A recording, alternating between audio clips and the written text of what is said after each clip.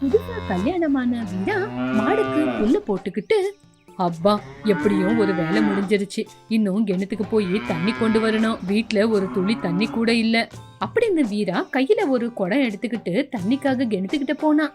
கிணத்துக்கிட்டு இருக்கிற பொம்பளைங்க வீரா வர்றத பார்த்து இப்படி சொன்னாங்க, ஏ ராமலம்மா, முந்தா நேத்து மாலத்திக்கு கல்யாணம் ஆச்சே, அவளோட புருஷன் தானே இவன்? ஆமாங்கா, அவன்தான். அட, இவன் என்ன பொம்பளை மாதிரி தண்ணிக்கு வந்திருக்கான்? கல்யாணமாயி இவ்வளவு நாளாச்சே, பொண்டாட்டிய கூட்டிக்கிட்டு அவன் ஊருக்கு போக வேண்டியதானே? ஓ, வீட்டு மாப்பிள்ளையா இங்க வந்து இருக்கான் போல. ஐயோ, கல்யாணமாயி இன்னும் 10 நாள் கூட ஆகல, மாமியார் வீட்டுல இப்படி வந்து வேலை செஞ்சுக்கிட்டு இருக்காரு. இப்படி கெணுத்துக்கிட்ட பொம்பளைங்க எல்லாம் பேசிக்கிட்டு இருந்தாங்க. அந்த நேரம் பார்த்து அவனும் அங்க வந்தான். என்னப்பா நீங்க இந்த பக்கம் வந்திருக்கீங்க? ஆமா, மாலத்தி எங்க? மாலத்தி வீட்ல கொஞ்சம் வேலையா இருக்கா, அதான். ஓஹோ, அதுக்குதான் நீங்க வந்தீங்களா? என்னப்பா கல்யாணமாயி இவ்வளவு நாளானாலும் பொண்டாட்டிய கூட்டிக்கிட்டு வீட்டுக்கு போவாம இங்கே இருக்கீங்க? வீட்டு மாப்பிள்ளையா இருக்கலாம் அப்படின்னு இந்த ஊருக்கே வந்துட்டீங்களா? கெணுத்துக்கிட்ட வெறும் பொம்பளை தான் இருப்பாங்க, இங்க வர ஒரு மாதிரியே இல்லையா? ஏன் கெணுத்துக்கிட்ட பொம்பளைங்க மட்டும் தான் தண்ணிக்கு வரணுமா, ஆம்பளைங்க வரக்கூடாதா? ஐயோ, அப்படியெல்லாம் ஒண்ணும் இல்லப்பா, நீ இங்க தண்ணிக்காக வந்திருக்கியே, அதுக்குதான் சொன்ன. வாடி ராமலம்மா, வீட்டுக்கு போலாம், நேரமாச்சு. வீட்டுல என் வீட்டுக்காரரு காத்துக்கிட்டு இருப்பாரு, நான் லேட்டா போனா திட்டுவாரு அப்படின்னு அவங்க 2 பேரும் அங்க இருந்து கிளம்பி போயிட்டாங்க. தண்ணிய எடுத்துக்கிட்டு வந்தாச்சு, இப்போ வயலுக்கு போய் வேலை செய்யணும் அப்படின்னு வயலுக்கு போய் வேலை செய்யறதுக்கு தேவையான பொருளுங்கெல்லாம் எடுத்துக்கிட்டு வயலுக்கு போனா. அங்க அவனுக்கு வேலை செய்ய ஒரு ஆளோட உதவி தேவைப்பட்டது. அங்க பார்த்தா வெங்கண்ணா தூரத்துல நின்னுக்கிட்டு இருந்தான். வெங்கண்ணா, கொஞ்சம் வரீங்களா? வரேன் தம்பி அப்படின்னு வெங்கண்ணாவும் வந்தான். பூமிய ஊழணும், இத கட்டுறதுக்கு ஒண்டியால முடியல, நீங்க உதவி செய்றீங்களா? சரி தம்பி, வரேன். ஆமா, நீங்க என்ன கல்யாணமாயி இவ்வளவு நாளானாலும் இங்கே இருக்கீங்க? ஊருக்குள்ள உங்களை பத்தி யாராரோ எதேதோ பேசுறாங்க, எதுக்காகப்பா இந்த மாதிரி வேலையெல்லாம் செஞ்சுக்கிட்டு இருக்க? அண்ணன், இந்த வேலையை நம்ம செய்யறதுல தப்பென்ன இருக்கு? இங்க பாருப்பா, உன் நல்லதுக்கு தான் சொல்றேன், இந்த மாதிரி வேலையெல்லாம் செய்யாத ஊருக்காரங்க ஒரு மாதிரியே பேசுவாங்க. ஏன்னா அவங்க எல்லாம் தப்பா பேசணும், என் வேலை நான் செய்யறேன், இதுல அவங்க சொல்றதுக்கு என்ன இருக்கு? சரிப்பா, உனக்கு புத்தி சொல்ல நான் வந்தேன் பாரு, முதல்ல எனக்கு தான் சொல்லணும் அப்படி சொல்லி வெங்கண்ணா அங்கிருந்து கிளம்பி போயிட்டான். தூரத்துல சத்யபாபு வந்துகிட்டு இருந்தான். அவனை கவனிச்ச வெங்கண்ணா, இவன் கிட்ட நின்னு பேசுறது பார்த்தா என்னையும் இவன மாதிரியே நினைச்சுக்குவாங்கன்னு அங்கிருந்து கிளம்பி போயிட்டான். வெங்கண்ணா போனதுக்கு அப்புறம் வீரையா ஒத்தையிலேயே வயல்ல வேலை செஞ்சுட்டு வீட்டுக்கு வந்தான். இப்படி கொஞ்ச நாள் போச்சு. ஒரு நாள் வீரா வீட்ல காய்கறி காலி ஆயிடுச்சுன்னு மார்க்கெட்டுக்கு காய்கறிய வாங்குறதுக்காக பேக் எடுத்துக்கிட்டு வந்தான். பாட்டி, 1 கிலோ தக்காளி, 1 கிலோ வெண்டைக்காய் கொடுங்க. என்னப்பா நீ காய்கறி வாங்க மார்க்கெட்டுக்கு வந்திருக்க? ஏன்பா வீட்ல பொம்பளைங்க யாரும் இல்லையா? ஏன் பாட்டி, நான் இந்த பக்கம் ஒரு வேலையா வந்தேன், என் பொண்டாட்டி வீட்ல வேலையா இருக்கா, காய்கறி வாங்க பொம்பளைங்க மட்டும்தான் வரணுமா மார்க்கெட்டுக்கு? சரி சீக்கிரமா கொடுங்க. சரி பரவாயில்லப்பா, பொம்பளைங்கள புரிஞ்சுக்கிற உன்ன மாதிரி ஆம்பளைங்களும் இருக்காங்களே, எல்லாரும் உன்ன மாதிரியே நினைச்சிருந்தா இன்னைக்கு எனக்கு இங்க வந்து காய்கறி விக்கிற நிலைமை வந்திருக்காது. சரி பாட்டி, சீக்கிரமா கொடுங்க, வீட்ல குழம்பு வைக்க என் பொண்டாட்டி காத்துக்கிட்டு இருப்பா, நான் சீக்கிரமா போனோம். சரிப்பா, குடுக்கறேன் அப்படி சொல்லி பாட்டியும் காய்கறிய போட்டு கொடுத்தாங்க. இப்படி வீரையாவும் காய்கறியை எடுத்துக்கிட்டு வீட்டுக்கு வந்தான். வீட்டுக்கு வந்து கொஞ்ச நேரத்திலேயே பொண்டாட்டி நிறைய பாத்திரத்தை உக்காந்து கழுவிக்கிட்டு இருக்கா அப்படின்னு மாலத்தி வீட்டுக்குள்ள சமையல் வேலைய செஞ்சுக்கிட்டு இருந்தா. வெளியே இவன் உட்காந்து பாத்திரம் கழுவிட்டு இருந்தான். எங்க இன்னைக்கு சமையல் வேலை முடிய இவ்வளவு நேரம் ஆயிடுச்சு, இவ்வளவு பாத்திரம் இருக்கு, எப்படி கழுவுறதுன்னு பார்த்தேன். நீங்க உதவி செஞ்சதுனால நல்லதாச்சு. இதுல என்ன இருக்கு மாலத்தி, உதவி செய்யறதுனால என்ன ஆக போகுது? நம்ம 2 பேரும் ஒரே வீட்டுல இருக்கோம், ஒருத்தருக்கு ஒருத்தர் அனுசரிச்சுக்கிட்டு போனோம். இப்படி புருஷன் பொண்டாட்டி 2 பேரும் பேசிக்கிட்டு இருக்கும் போது சரியா அந்த நேரத்துக்கு ராமலம்மா பால் வாங்குறதுக்காக வந்தாங்க. பாத்திரம் கழுவிக்கிட்டு இருக்கிற இவனை பார்த்து ஆச்சரியப்பட்டு, அட நீ என்னப்பா பாத்திரத்தை கழுவுற? வீட்டுல பொம்பளைங்க செய்யற வேலையெல்லாம் நீ செய்யற? வீட்டு மாப்பிள்ளையா இங்கே உக்காந்துக்கிட்டு பாத்திரம் எல்லாம் கழுவிக்கிட்டு இருக்கியே, உனக்கு வெக்கமா இல்லையா? பொம்பளைங்க செய்ய வேண்டிய வேலையெல்லாம் நீ செய்யறியே, உனக்கு கொஞ்சம் கூட வெக்கமே இல்லையா? எல்லாரும் பாக்குற மாதிரி பொம்பளைங்க செய்யற வேலையெல்லாம் நீ செஞ்சுக்கிட்டு இருக்கியே, நீ ஒரு தடவை தண்ணிக்கு வரும்போதே உனக்கு சொன்னேனே, அப்பவே உனக்கு புரியலையா? இங்க பாருங்க, என் பொண்டாட்டிக்கு நான் உதவி செய்யறேன், அவ ஒண்டியா கஷ்டப்படுறான்னு அவளுக்கு நான் உதவி செய்யறேன். இதுல உங்களுக்கு என்ன கஷ்டம்? இந்த வேலைய பொம்பளைங்க தான் செய்யணும், ஆம்பளைங்க தான் செய்யணும்னு ஏதாவது சட்டம் ஏதாவது இருக்கா? இங்க பாருங்க, நீங்க பால் வாங்க வந்தீங்க, உங்க வேலைய பாத்தீங்களா போனீங்களான்னு இருக்கணும். என் விஷயத்துல தலையிடாதீங்க. யாரு என்ன பத்தி என்ன சொன்னாலும் என் மனசாட்சி என்ன சொல்லுதோ அதபடிதான் கேட்டு வேலை செய்வேன். நான் சொல்ல வந்தது என்னவோ சொல்லிட்டேன். கேட்டா கேளு, கேட்காட்டி போ, எனக்கு என்ன? இப்படி ராமலம்மா பாலை வாங்கிக்கிட்டு அங்கிருந்து கோவமா கிளம்பி போயிட்டா. அந்த வார்த்தையை கேட்டு மாலத்தி கண்ணுல கண்ணீர் விட்டா. அவளோட அப்பா அம்மா கூட அங்கேயே நின்னுகிட்டு இருந்தாங்க. மாலத்தியோட அப்பா அம்மா வீரையாவை பார்த்து, மாப்பிள்ள, நீங்க எங்களால எவ்வளவு அவமானத்தை தான் படுவீங்க. இங்க பாருங்க, என்ன பத்தி நீங்க கவலைப்படாதீங்க. முதல்ல நீங்க போய் சாப்பிடுங்க. இப்படி அவங்க 2 பேரும் சாப்பிட்டு முடிச்சதுக்கு அப்புறம் வீரையா கிட்ட பேசுறதுக்காக வீரையாவை ரூமுக்கு வர சொன்னாங்க. மாப்பிள்ள, இப்படி உக்காருங்க. பரவாயில்ல மாமா, என்ன விஷயம்னு சொல்லுங்க. இங்க பாருங்கப்பா வீரையா, நீங்க மார்க்கெட்டுக்கு காய்கறி வாங்கிட்டு வர போகும்போது, தண்ணி கொண்டு வர கிணத்துக்கிட்ட போகும்போதெல்லாம் இந்த ஊரு ஜனங்க உங்களை அவமானப்படுத்துறத நான் என் கண்ணால பாத்திருக்கேன். இந்த ஊரு ஜனங்க உங்களை அவமானப்படுத்துறத பார்த்து எங்களுக்கு ரொம்ப கஷ்டமா இருக்கு. என் பொண்ணும் இத பத்தி யோசிச்சு யோசிச்சு ரொம்ப கவலைப்படுறா. அதனாலதான் சொல்றேன், என் பொண்ணை கூட்டிக்கிட்டு உங்க வீட்டுக்கு கிளம்பி போங்க. மாலத்திய இந்த ஊர்ல இருந்து உங்க வீட்டுக்கு கூட்டிட்டு போயிடுங்க. நீங்க இங்கே இருந்தா இந்த ஊரு ஜனங்க எல்லாருமே உங்களை கேவலமா பாத்துக்கிட்டு இருப்பாங்க. நீங்க போற இடத்துல எல்லாம் உங்களை அவமானப்படுத்துவாங்க. ஆமா, அத பத்தி நீங்க கவலைப்படாதீங்க. உங்களை நான் என்னோட அப்பா அம்மாவை தான் நினைக்கிறேன். ஒரு பையன் அவனோட அப்பா அம்மாவுக்கு எந்த சேவைய செய்வானோ அததான் நான் உங்களுக்காக செஞ்சுக்கிட்டு இருக்கேன். நான் சின்ன புள்ளையா இருக்கும் போதே என்னோட அப்பா அம்மாவை இழந்துட்டேன். அது மட்டும் இல்ல, வீட்டுல ஒத்தையா இருக்கிறதுனால எல்லா வேலையும் நான் தான் செய்வேன். இப்படி எல்லா வேலையும் எனக்கு தெரியும். இங்க உங்க கூட இருக்கிறது எங்க அப்பா அம்மா கூட இருக்கிற மாதிரியே இருக்கு. அதனாலதான் எனக்கு எல்லா வேலையும் செய்ய தெரிஞ்சதுனாலதான் மாலத்திக்கும் சமையல் வேலை எல்லா வேலையிலும் உதவி செய்யறேன். இப்படி எல்லா வேலையும் செஞ்சு கொடுக்கறதுனால நம்ம சம்பந்தம் நல்லா இருக்கும் அப்படிங்கிறது தான் என்னோட நம்பிக்கை. இந்த ஊரு ஜனங்க சொத்து பணத்துக்கு தான் ஆசைப்பட்டு நான் உங்களுக்கு உதவி செய்யறேன்னு சொல்றாங்க. யாரு என்னதான் சொன்னாலும் அத பத்தி எனக்கு கவலையே இல்ல. உங்களோட அன்பு ஆசீர்வாதம் மட்டுமே எனக்கு இருந்தா அதே போதும். உங்க பணம் தேவையில்லை. என் பொண்டாட்டியோட பணம் சொத்து சந்தோஷத்துக்காக நான் இங்க இல்ல. என் அத்தை மாமாவோட சந்தோஷத்துக்காக தான் இருக்கேன். அப்பல நீங்க உண்மையிலேயே அந்த கடவுளுக்கு சமானம். உங்கள மாதிரி ஒரு மாப்பிள்ளை கிடைக்க எங்க பொண்ணு கொடுத்து வச்சிருக்கணும். மாமா, யாரோ ஏதோ சொல்றாங்க அப்படின்னு நம்ம சந்தோஷத்தை நம்ம இழக்க வேண்டாம். இந்த மாதிரி வேலை செய்யற ஆம்பளைய பார்த்து இந்த சொசைட்டி எப்பவுமே இத பத்தி தான் பேசிக்கிட்டு இருக்கோம். சரிங்கப்பா, இதுக்கப்புறம் உங்களோட இஷ்டம். இந்த வீட்டுல நீங்க எனக்கு மருமக மட்டும் இல்ல, எங்களோட பையன். சென்னையில இருந்து வீரையா அந்த ஊரு ஜனங்களோட பேச்சுக்கு காது கொடுக்காம தன்னோட பொண்டாட்டி அத்தை மாமாவை கூட ரொம்ப நல்லா பாத்துக்கிட்டு இருந்தான். பங்காரி கையில ஒரு தாலிய வச்சுக்கிட்டு அந்த தாலி கூட வயலுகிட்ட பேசிக்கிட்டு இருந்தான்.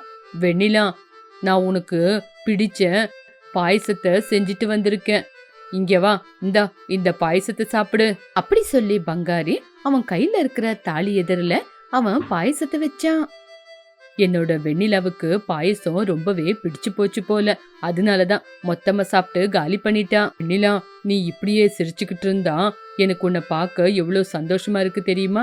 நீ எப்பவுமே இதே மாதிரி சிரிச்சுக்கிட்டு இருக்கணும் அப்படின்னு சொல்லி தாலிகிட்ட பேசிக்கிட்டு அந்த ஊருக்குள்ள நடந்து போனான்.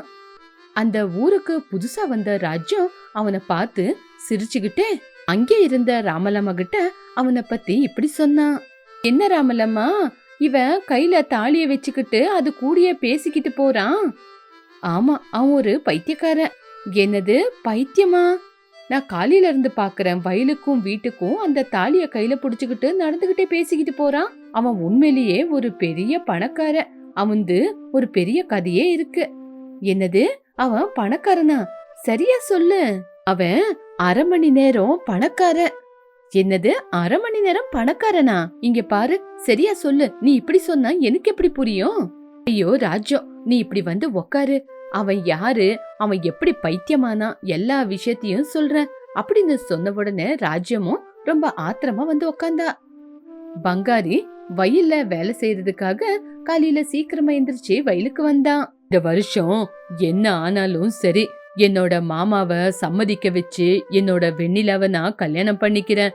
அதுக்கு நடுவுல என் வெண்ணிலாவுக்கு என்னென்ன வேணுமோ அதெல்லாம் வாங்கிக்கிட்டு அதுக்கப்புறம் போய் பொண்ணை கேக்குறேன். ஏன்னா நான் நினைச்ச மாதிரி அவளை கண் கலங்காம சந்தோஷமா பாத்துக்கணும்ல.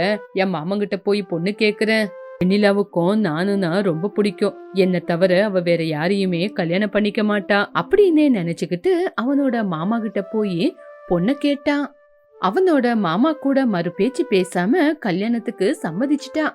இப்படி சம்மதிச்சதுனால எல்லாரோட சம்மதத்தினால அவங்க 2 பேரும் கல்யாணம் பண்ணிக்கிட்டாங்க. வெண்ணிலா, உனக்காக எதேதோ செய்யணும், உன்னை அப்படி பாத்துக்கணும் இப்படி பாத்துக்கணும்னு என் மனசுக்குள்ள நிறைய ஆசையை கட்டி வச்சிருக்கேன். கொஞ்ச நாளுக்கு அமைதியா இரு. உனக்கு தேவையான நகை நட்டு பட்டு புடவை எல்லாம் வாங்கி தரேன். இங்க பாருங்க, எனக்கு அதெல்லாம் வேண்டாங்க. நீங்க என் கூட இருந்தாவே எனக்கு போதும். ஐயோ பைத்தியக்காரி, எல்லா பொம்பளைங்களும் எங்களுக்கு அது வேணும் இது வேணும்னு கேட்பாங்க. ஆனா நீ மட்டும் நீங்க தான் வேணும், எப்போ நீங்களே என் கூட இருங்கன்னு சொல்ற. ஆனா உனக்கு நான் எவ்வளவு பிடிக்கும் இல்ல. இருந்தாலும் உனக்கு எல்லாத்தையும் நான் வாங்கி கொடுக்குவேன். உனக்கு எல்லா பொருளையும் செஞ்சு கொடுக்க பணம் வேணும்ல, எப்படியாவது சம்பாதிக்கிறேன். ஐயோ மாமா, எனக்கு இதெல்லாம் வேண்டான்னு உங்ககிட்ட எத்தனை தடவை சொல்றது? ஐயோ, எதுக்காக இப்படி கோவப்படுற? உனக்கு ரொம்ப பிடிச்ச பாயசத்தை செஞ்சு கொடுக்கட்டா? உனக்கு பிடிச்ச பாயசத்தை உனக்கு ஊட்டி விட்டுக்கிட்டு உன் பக்கத்திலே உக்காடுறேன். தங்கம் அப்படிங்கிறது வெறும் ஆசைக்கு மட்டும்தான். ஆனா நீ என் வாழ்க்கையில விளக்கேத்த வந்த வெண்ணிலா. நான் உனக்காக எவ்வளவு கஷ்டத்தை வேணாலும் தாங்குவேன். அந்த வார்த்தையை மட்டும் நீ மறக்காத அப்படின்னு சொல்லி அவன் வேலைக்கு கிளம்பி போனான். அவன் எங்க போனாலும் என்ன செஞ்சாலும் எப்ப பார்த்தாலும் அவனோட பொண்டாட்டியான வெண்ணிலாவை சந்தோஷமா வச்சுக்கணும், அவளுக்கு பிடிச்சதெல்லாம் செஞ்சு கொடுக்கணும். அது எப்படி செஞ்சு கொடுக்கறதுன்னு அத பத்தியே யோசிச்சுக்கிட்டு இருந்தான். அவனுக்கு பணம் நகை தேவைப்பட்டது அவனுக்காக இல்ல, அவனோட பொண்டாட்டி வெண்ணிலாவுக்காக. ஏதாவது செஞ்சே ஆகணும்னு நினைச்சுக்கிட்டு இருந்தான். கடவுளே, என் பொண்டாட்டி வெண்ணிலாவை நான் ரொம்ப பத்திரமா பாத்துக்கணும். அவளுக்காக எனக்கு பணம் வேணும், நீங்க தான் ஆசீர்வாதம் பண்ணணும் அப்படின்னு உக்காந்த இடத்துல யோசிச்சுக்கிட்டு இருக்கும்போது தூரத்துல ஒரு சுவாமிஜி மரத்துக்கடியில உக்காந்து இருக்கிறத பார்த்தான். அவரை பார்த்து அவன் அங்கிருந்து ஓடோடி அவர்கிட்ட வந்தான். சுவாமி, வணக்கம் சுவாமி. அந்த கடவுளே நேரா வந்த மாதிரி இருக்கு. எனக்காக தான் அவரு உங்களை அனுப்பி வச்சிருக்காரு போல. ஏன்பா, நீ எதுக்காக வந்திருக்கேன்னு எனக்கு ரொம்ப நல்லா தெரியும். உனக்கு பணம் வேணும், அதுக்காக தானே என்னை பார்த்த உடனே ஓடோடி வந்த. வெண்ணிலாவை சந்தோஷமா வச்சுக்கிறதுக்காக உனக்கு பணம் வேணும்னு நீ யோசிக்கிற. ஆமா சுவாமிஜி, என் பொண்டாட்டிக்கு நகை நட்டு பட்டு புடவை எல்லாமே வாங்கி கொடுக்கணும். எனக்குன்னு எதுவுமே வேண்டாம் சுவாமிஜி, அதுக்கு நீங்க தான் ஒரு வழிய காட்டணும் அப்படின்னு சொன்ன உடனே சுவாமிஜி அவரோட ருத்ராட்சியில இருந்து ஒரு கல்லை எடுத்து, இங்க பாருப்பா, இது ஒரு 1/2 மணி நேரத்து தங்க கல்லு. இந்த கல்லை நீ கையில வச்சுக்கிட்டு எந்த ஒரு பொருளை தொட்டா கூட அது 1/2 மணி நேரத்திலேயே ஒரு தங்கமா மாறிடும். என்ன சொல்றீங்க சுவாமிஜி? இத கையில புடிச்சுக்கிட்டு 1/2 மணி நேரத்துல எந்த பொருளை தொட்டாலும் அது தங்கமா மாறிடுமா? ஆமாப்பா, நான் சொல்ற இந்த விஷயத்த கொஞ்சம் கவனமா காது கொடுத்து கேளு. இந்த கல்லை நீ கையில வச்சுக்கிட்டு எந்த ஒரு பொருளை தொட்டாலும் அது தங்கமா மாறிடும். ஆனா அதோட விளைவு பயங்கரமா இருக்கும். இத பார்த்து எப்படி உபயோகப்படுத்துற அப்படிங்கறது உன் கையில தான் இருக்கு. அமிஜி, என் பொண்டாட்டிய சந்தோஷப்படுத்தணும், அவ்வளவுதான். அதை தவிர வேற எனக்கு எதுவுமே தோணாது அப்படின்னு சொல்லி வயலுகிட்ட வந்தான். அந்த தங்க கல்லை பார்த்து அவனுக்கு சந்தோஷமா இருந்தா கூட சாமிஜி இத உபயோகப்படுத்துறதுக்கு முன்னாடி யோசிக்க சொன்னாரே. என்ன ஆனாலும் பரவாயில்ல, இது என் பொண்டாட்டிக்காக தானே அப்படின்னு ஒரு கல்லை எடுத்து கையில வச்சுக்கிட்டு ஆலோசிச்சுக்கிட்டு இருந்தான். இப்படி பங்காரி அவன் கையில இருக்கிற கல்லை பார்த்துக்கிட்டு பக்கத்துல இருந்த ஒரு கல்லை எடுத்து, இன்னும் 1/2 மணி நேரத்துல நீ தங்கமா மாறப்போற அப்படின்னு சொல்லிக்கிட்டு இருக்கும் போதே இந்த 1/2 மணி நேரம் அப்படிங்கிறது ஒரு யுகமா தோணிச்சு பங்காரிக்கு. அவன் பார்த்துக்கிட்டு இருக்கும்போது 1/2 மணி நேரத்துல அந்த கல்லு தங்கமா மாறி போச்சு. அதை பார்த்து அவன் ரொம்பவே சந்தோஷப்பட்டான். அட, சாமிஜி சொன்னது உண்மைதான் அப்படின்னு சந்தோஷப்பட்டுக்கிட்டு அந்த கல்லை எடுத்துக்கிட்டு அவன் வீட்டுக்கு கிளம்புனான். எனக்கு இது போதும், இது என் கையில இருக்கிற வரைக்கும் என் பொண்டாட்டிக்கு தேவையானதை எல்லாத்தையும் செஞ்சு கொடுப்பேன் அப்படின்னு சந்தோஷமா அந்த தங்க கல்லை எடுத்துக்கிட்டு வீட்டுக்கு கிளம்புனான். வீட்டுக்கு போய் வீட்டு வாசல்ல அவன் பொண்டாட்டி வெண்ணிலாவை பார்த்த உடனே சந்தோஷத்துல எல்லாமே மறந்துட்டான். என் தங்கம் வெண்ணிலா, இங்க பாத்தியா, நம்ம பணக்காரங்களா ஆயிட்டோம். இனிமே நம்மளுக்கு எந்த பிரச்சனையும் இல்ல. என்னங்க இன்னைக்கு இவ்வளவு சந்தோஷமா இருக்கீங்க? விளைச்சல் கை சேர்ந்துருச்சா? அது இல்ல வெண்ணிலா, அதுக்கும் மேல அப்படின்னு சுவாமிஜிய பார்த்த விஷயம், சுவாமிஜி அவனுக்கு வரம் கொடுத்தது, இப்படி அந்த தங்க கல்லை பத்தி எல்லாமே சொன்னான். இங்க பாருங்க, நீங்க ஏதோ அதிசய கதைய என்கிட்ட சொல்றீங்க. இது எதுவுமே எனக்கு தேவையில்லை. நீங்க என் பக்கத்துல இருந்தா போதும். இங்க பாரு வெண்ணிலா, நீ என்னதான் சொன்னாலும் எனக்கும் தங்கத்தால உன்னை அலங்காரம் பண்ணணும்னு தோணுது. அந்த தங்கமே உனக்கு தேவையில்லைன்னா எனக்கு மட்டும் எதுக்கு? இது எல்லாமே உனக்குதான் அப்படின்னு சந்தோஷத்துல வெண்ணிலாவை கட்டி பிடிச்சான். அப்பதான் அவன் கையில இருந்த அந்த தங்கக்கல்லு வேலை செய்ய ஆரம்பிச்சது. பங்காரி ரொம்ப சந்தோஷத்துல இருந்தான். அவன் பொண்டாட்டிய தொட்ட உடனே அவ தங்கக்கல்லாவே மாறிட்டா. பொண்டாட்டி மாறின உடனேதான் சுவாமிஜி கொடுத்த வரமே அவனுக்கு ஞாபகம் வந்தது. வெண்ணிலா, நான் உன்னையே தொட்டுட்டேனா? நான் வேணும்னு செய்யல, எல்லாம் உனக்காக தான் செஞ்சேன். சுவாமிஜி கொடுத்த வரத்தையே நான் மறந்துட்டேன். இப்போ தங்கமாவே மாறிட்டியா? சி, எனக்கு இந்த தங்கமே வேண்டாம். உனக்காக தான் செஞ்சேன். நீயே இல்லாதப்போ இது மட்டும் எனக்கு இருக்கு அப்படின்னு பொண்டாட்டி கால்ல விழுந்து கண்ணீரை விட்டான். அவன் பொண்டாட்டி தங்கமா மாறினதுனால கோவத்துல அந்த தங்கக்கல்ல உடைச்சு போடணும் அப்படின்னு அந்த தங்கக்கல்லையே உடைச்சிட்டான். வெண்ணிலா, உன் கண்ணுல சந்தோஷத்தை பாக்கணும்னு இப்ப நான் உன்னையே இழந்துட்டேன். நீயே இல்லாதப்போ எனக்கு இந்த தங்கம் வேண்டாம். எனக்கு நீ வேணும் வெண்ணிலா, வேணும் அப்படின்னு கோவத்துல அந்த தங்கக்கல்ல புடி புடியா உடைச்சு போட்டுட்டான். அவன் பொண்டாட்டியோட விக்கிரகமும் பொடி பொடியா ஆயிடுச்சு. ஆனா அவ கழுத்துல போட்டிருந்த அந்த தாலி மட்டும் அப்படியே இருந்தது. வெண்ணிலா, கடைசியா எனக்கு மிச்சமானது இந்த தாலி மட்டும்தான். இதுதான் உன்னோட ஞாபகம் எனக்கு. நீ எவ்வளவு வேண்டான்னு சொன்னாலும் நான் தான் உன்னை வரப்படுத்தி உனக்கு தங்கத்தால அலங்காரம் பண்ணணும்னு நினைச்சேன். இப்படி அவனோட பொண்டாட்டி பத்தி யோசிச்சு யோசிச்சு அவன் பைத்தியமாயிட்டான். அன்னையில இருந்து அந்த தாலிய கையில வச்சுக்கிட்டு அவன் எங்கெல்லாம் போறானோ அந்த இடத்துல எல்லாம் அவன் பொண்டாட்டி இருக்கான்னு அவகிட்ட பேசிக்கிட்டு இருக்கிற மாதிரி ஊருக்குள்ள ஓடாடிக்கிட்டு இருந்தான். இதுதான் ராஜு அவனோட கதை. அவன் பொண்டாட்டிய தங்கத்தால அலங்காரம் பண்ணணும், அவன் பொண்டாட்டிய நல்லா பாத்துக்கணும் அப்படிங்கிற அவனுக்கு சுவாமிஜி கொடுத்த வரமே அவனுக்கு சாபமா ஆயிடுச்சு. அவன் பொண்டாட்டி கையில இருக்கிற மாதிரி அது கூட பேசிக்கிட்டே இருப்பான். பாவம், அவன் எவ்வளவு நல்லவன். அந்த தங்கத்துக்காக ஆசைப்பட்டு அவன் எல்லாத்தையும் இழந்துட்டான். தங்கம் முக்கியம் இல்ல, சம்பந்தங்க தான் முக்கியம்னு இது மூலியமா நம்ம தெரிஞ்சுக்கிறோம். ஆமா, அதனாலதான் அவன் யார பார்த்தாலும் இங்க பாருங்க, அதிகமா ஆசைப்படக்கூடாது. அதிகமா ஆசைப்பட்டா இந்த நிலைமை தான் எல்லாருக்கும். அதிகமா ஆசைப்பட போனா எல்லாத்தையும் இழந்துருவோம். ராமல் அம்மாவும் அவனோட கதையை சொல்லி கவலைப்பட்டா. அவராஜ்யம் அந்த தங்கம் அவனுக்கு எந்த உபயோகத்தையும் கொடுக்கல. அதனால அவன் பைத்தியமாதான் ஆனான். அவனோட கதையை கேட்டா அதிகமா ஆசைப்பட்டா கடைசியா நம்மளுக்கு இந்த நிலைமைதான் அப்படின்னு இந்த கதை மூலியமா நம்ம தெரிஞ்சுக்கிட்டோம். அவன் அதிகமா ஆசைப்பட போய் அவன் ஆசைப்பட்ட நகை அவனுக்கு கிடைச்சது. ஆனா அவன் வாழ்க்கையே இழந்துட்டான். இந்த பக்கம் பங்காரி அந்த தாலிய அவன் பொண்டாட்டின்னு நினைச்சு அது கூடயே வாழ்க்கை முழுக்க பேசிக்கிட்டு வாழ்ந்துகிட்டு இருந்தான். அவனுக்கு அந்த தாலியில அவன் பொண்டாட்டி வெண்ணிலா மட்டும்தான் தெரிஞ்சுக்கிட்டு இருந்தா.